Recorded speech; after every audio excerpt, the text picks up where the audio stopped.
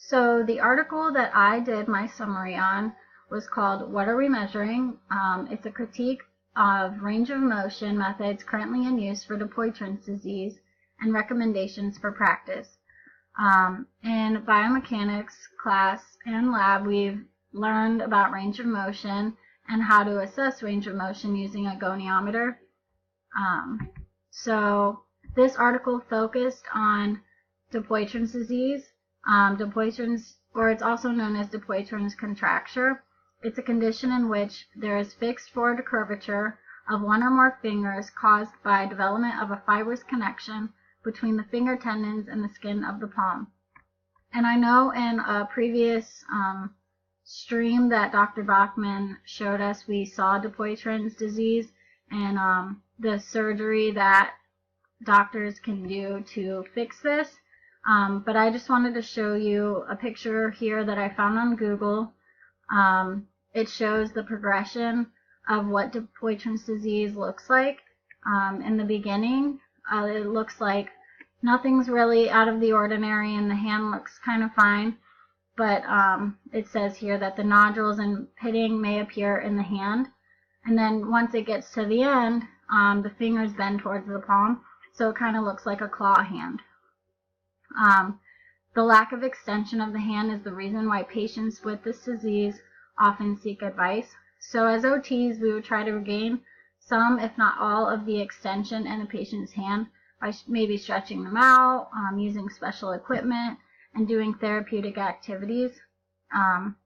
This study used a Microsoft Excel sheet to collect data on the study design, reported range of motion measures, if the method of measurement was described using active or passive range of motion, a goniometer used, goniometry protocol was used, any classification or grading system reported, and if hyperextension was reported, maybe how it was addressed in calculations.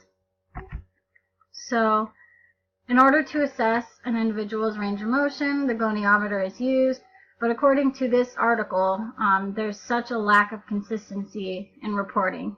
So this article wanted to shed some light on how different many research studies are and what they're reporting.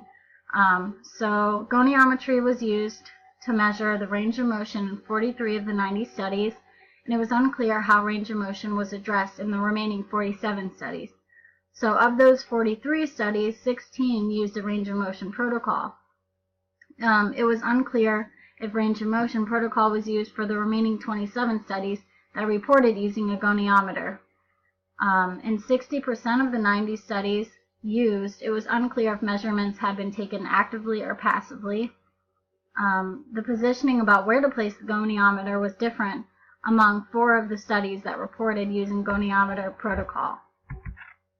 So, furthermore, according to the terminology aspect of things, it seemed like when I was reading, there's so much variation when identifying an outcome measure. So they hoped that in the future that the search terms would be narrowed down and there wouldn't be a lot of different terms used when you go to search about Dupuytren's disease and maybe how to assess range of motion with this disease. So grading is determined by the angles of the MCP, the PIP, and the DIP joints. In this article, it stated that many grading systems were used to assess range of motion, which adds to the lack of consistency across multiple studies. Both active and passive range of motion is important to establish severity in Dupuytren's disease. Improvement and potential for gain in those studies reporting both may provide deeper insight into the potential functional use of the hand. So how hyperextension is addressed in calculating range of motion remains an issue. So the difficulty arises when hyperextension of a joint is included in range of motion analysis, as it may produce misleading data. They came to a universal agreement on the use of positive and minus values for extension and hyperextension, recording and calculation is required to avoid confusion. So basically, after reading this article, it was definitely clear that many studies are not consistent, and there are so many different ways that people will be evaluating and assessing range of motion, and the way that they're reporting and recording the data. So that being said, in future practice as an OT, we need to ensure that we perform a consistent protocol and have proper structure when doing and publishing any research in general.